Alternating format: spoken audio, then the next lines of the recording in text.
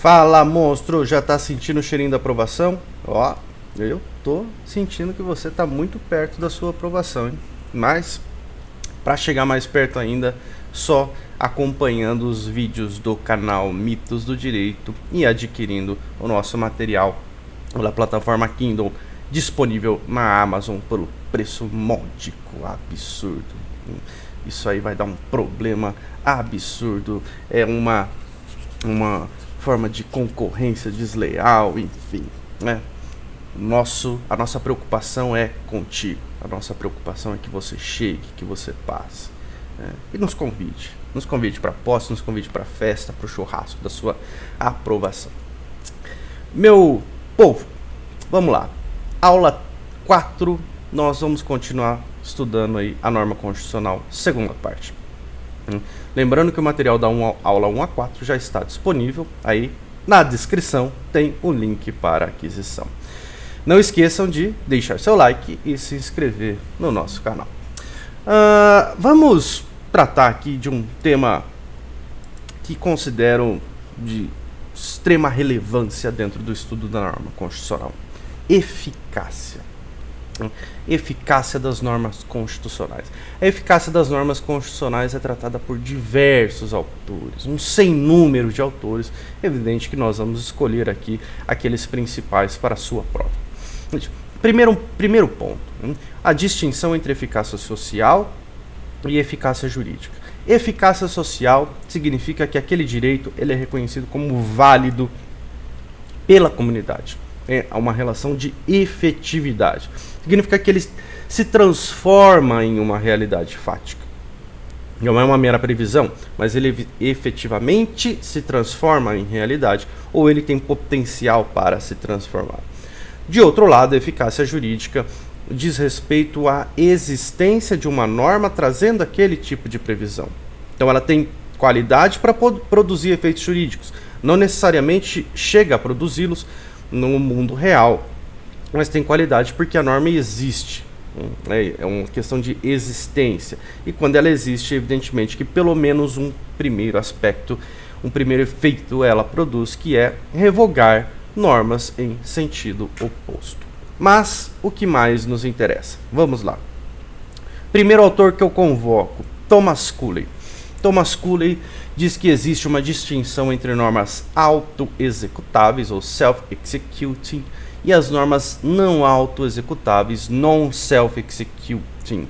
As auto-executáveis teriam a capacidade de produzir efeitos imediatamente. As não auto-executáveis, elas dependeriam de uma intermediação legislativa ou executiva para produzir efeitos.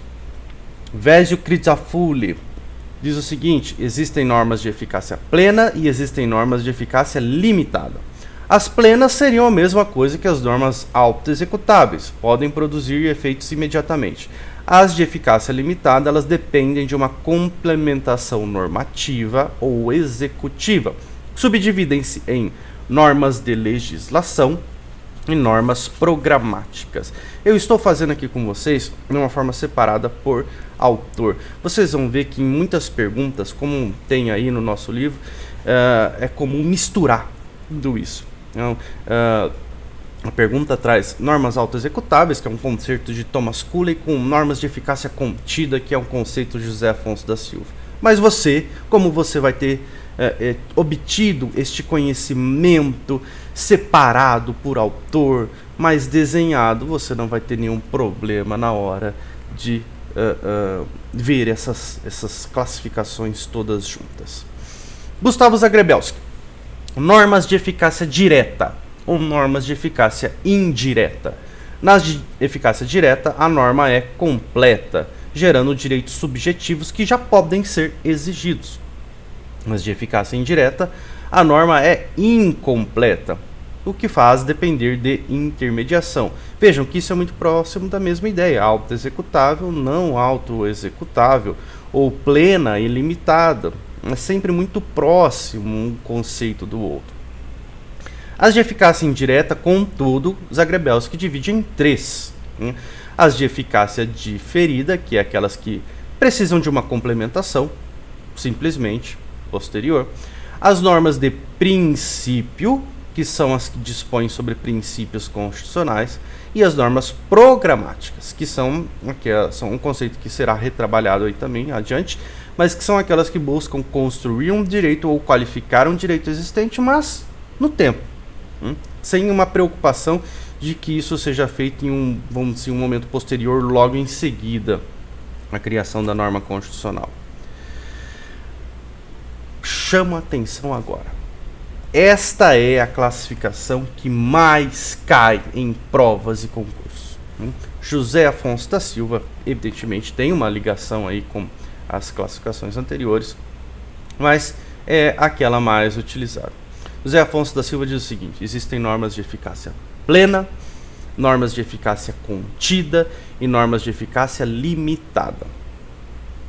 Eficácia plena possuem aplicabilidade direta, imediata e integral. O que é isso?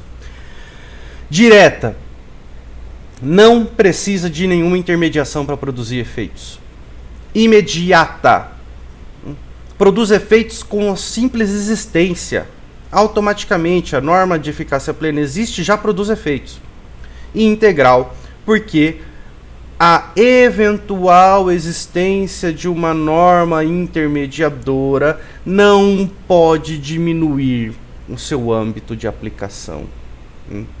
Então, vejam vocês o seguinte: se uma determinada norma constitucional, para utilizar aqui um exemplo de norma de eficácia plena, diz que crianças e jovens de 4 a 17 anos têm direito a uma educação básica obrigatória e gratuita, não pode a norma infraconstitucional, ao regulamentar este tema, e nem precisaria, mas caso exista, não pode ela dizer que essa educação obrigatória e gratuita será não de 4 a 17 anos, mas de 4 a 15 anos, por exemplo.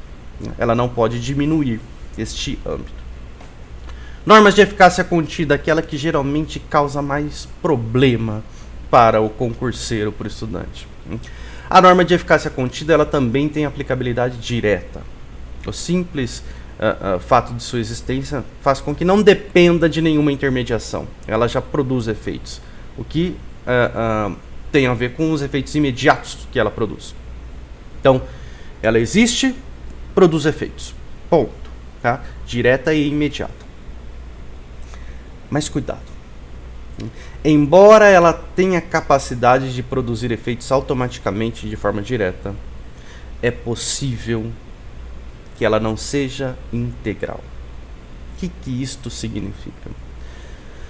Significa o seguinte: uma norma de intermediação, que não é obrigatória, mas uma norma de intermediação pode reduzir o âmbito do direito.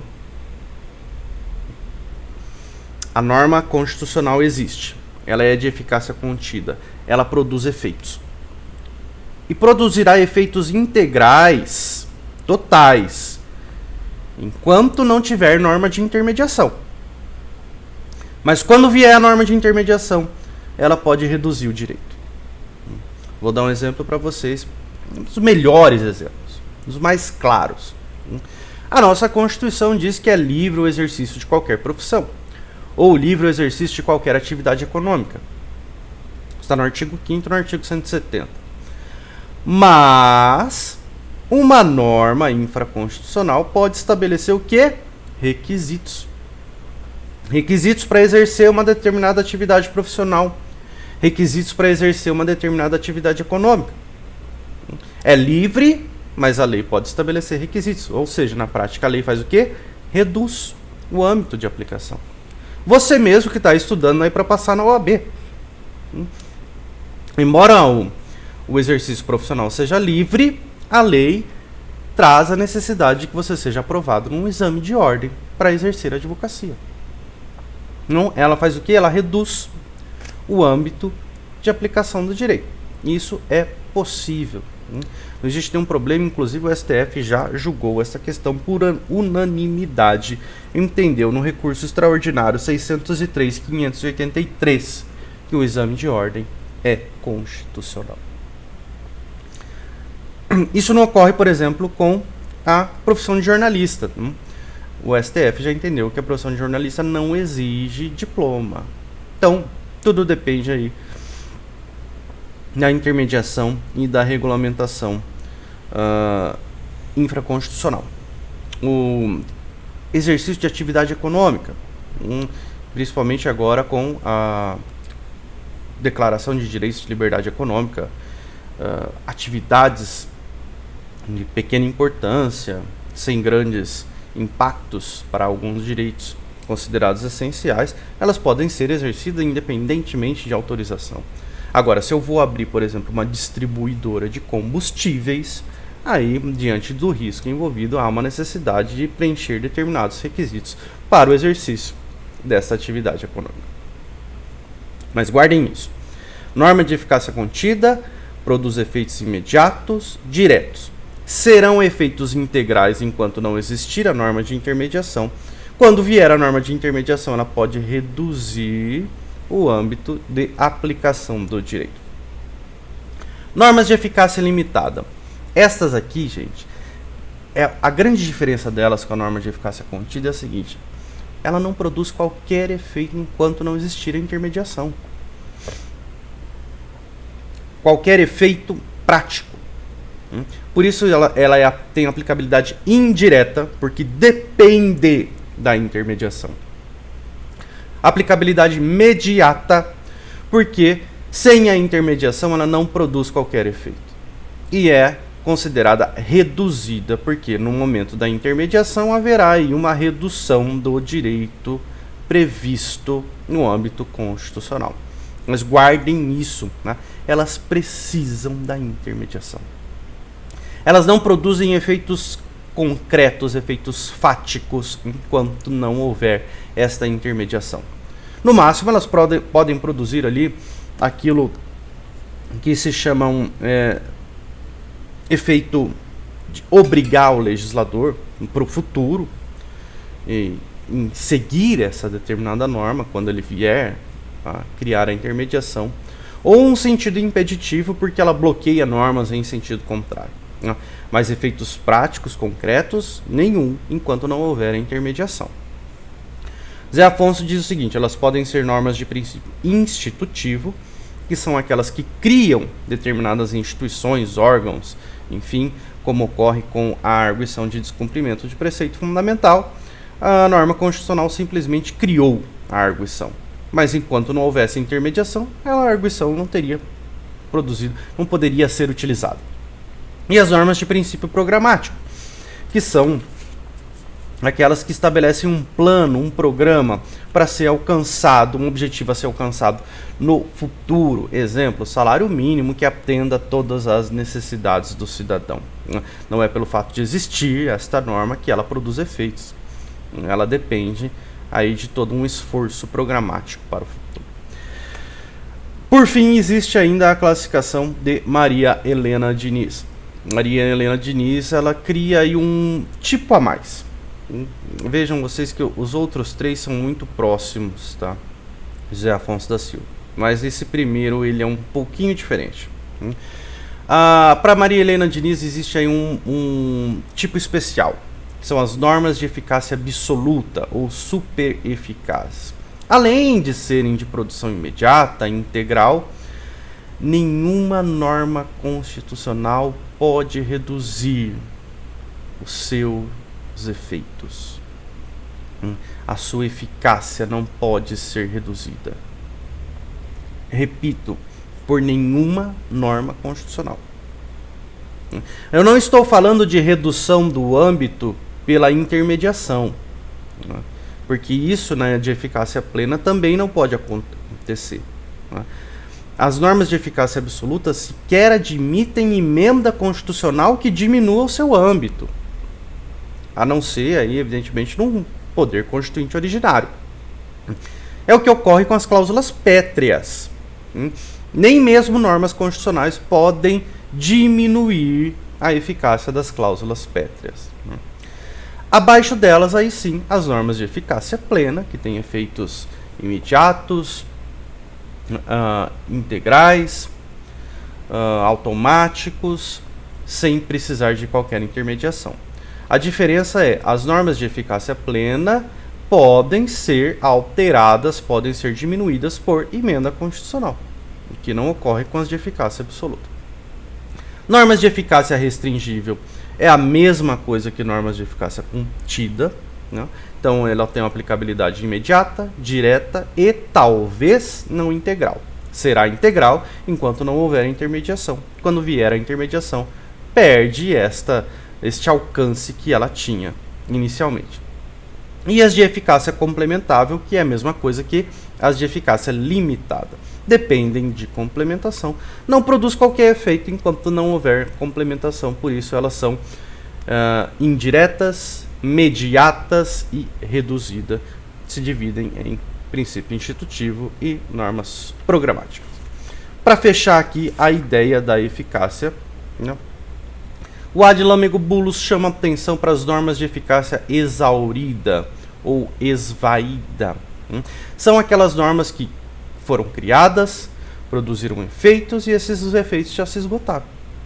São normas que existem, mas que não produzem mais nenhum efeito. Já produziram, mas não produzem mais.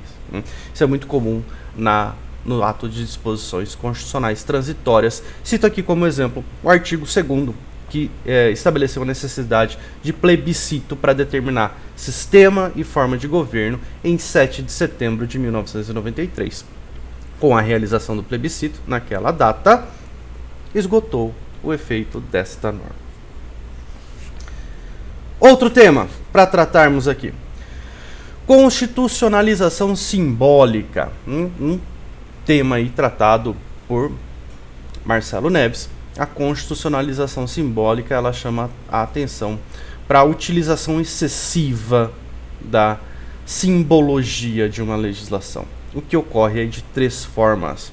Primeiro, legislação de vitória.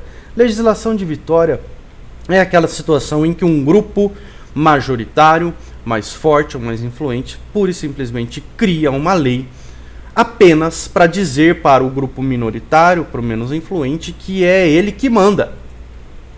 Então, mesmo que essa norma não venha a ter eficácia, ela é criada para dizer quem é que influencia, quem é que manda, quem é que é a maioria.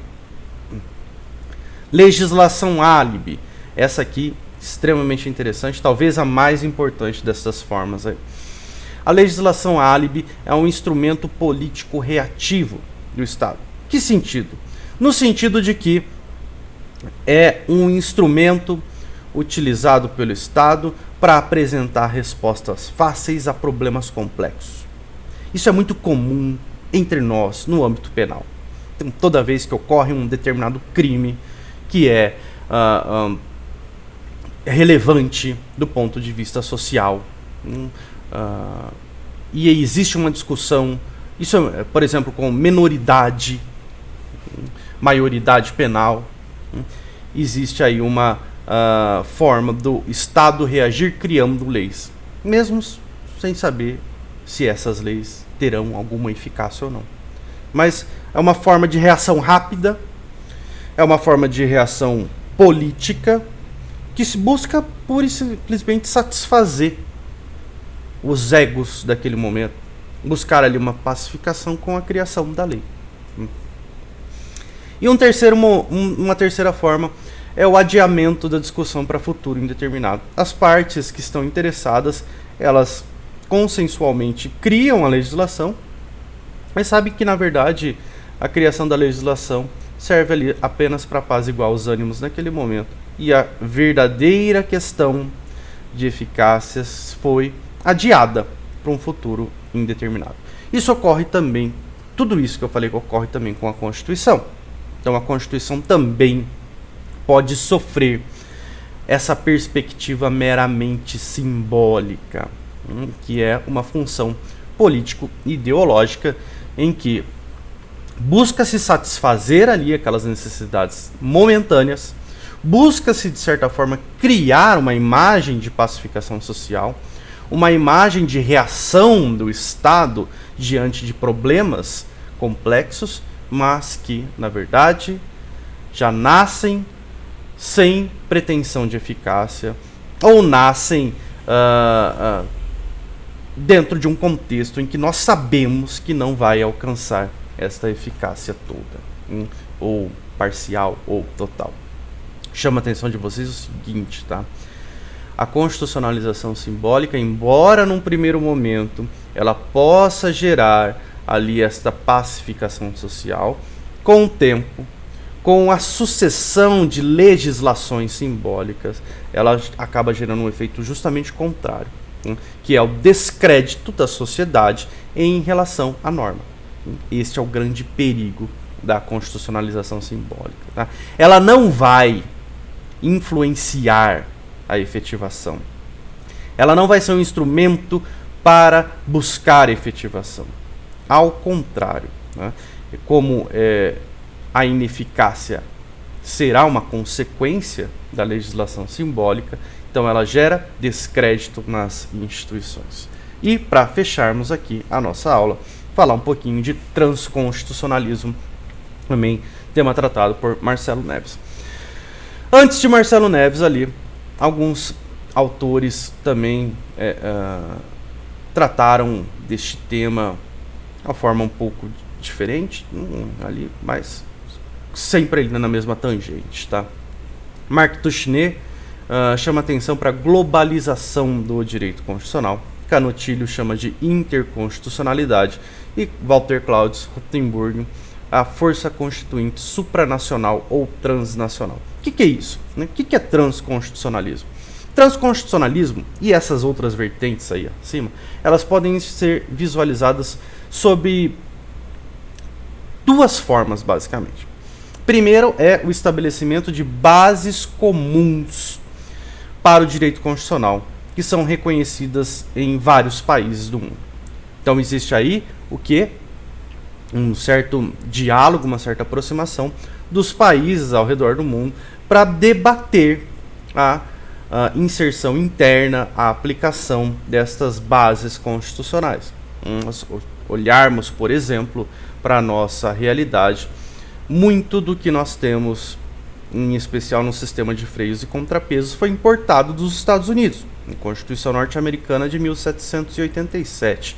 Então, nada mais salutar do que estudarmos como é que esta aplicação se dá nos Estados Unidos, o que é que nós podemos fazer aqui para a nossa realidade. E outros países também adotam as mesmas bases.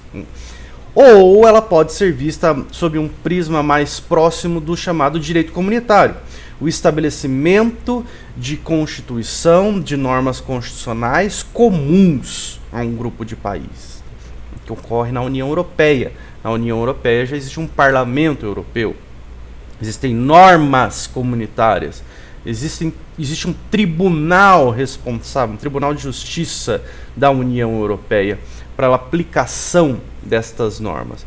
E aí, o ponto que Marcelo Neves chama a atenção é o seguinte: em um determinado momento, é possível que exista uma discordância, é possível que exista uma divergência entre a aplicação de normas pelos próprios países internamente e a aplicação dessas normas no bloco em que esses países estão inseridos. Ou, se pensarmos, por exemplo, no contexto mundial, a aplicação de normas, entendimento, interpretação de normas de direitos humanos na ONU. E Neves chama a atenção para o seguinte: quando isto ocorrer, não existe uma hierarquia. Existe a necessidade de que se estabeleçam diálogos para alcançar as respostas mais viáveis para aquele determinado contexto, para aquela determinada localidade. Chama atenção aqui entre nós de duas nuances especiais que têm proximidade, que são frutos do transconstitucionalismo.